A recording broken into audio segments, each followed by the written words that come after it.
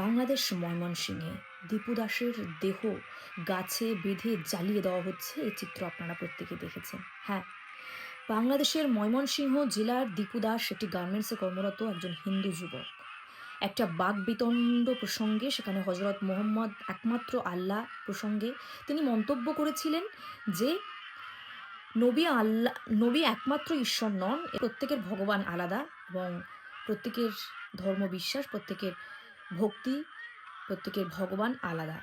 অর্থাৎ তিনি নবীকে অবমাননা করেছেন।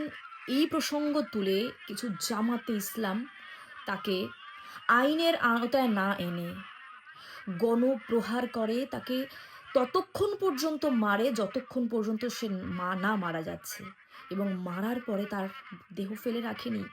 মারার পরে সেই দেহ গাছে ঝুলিয়ে পেট্রোল ঢেলে আগুনে জ্বালিয়ে দিয়েছে, এবং এক উন্মাদ জনতা সেখানে উল্লাস করছে সেই ভিডিওতে, যেটা দেখলাম।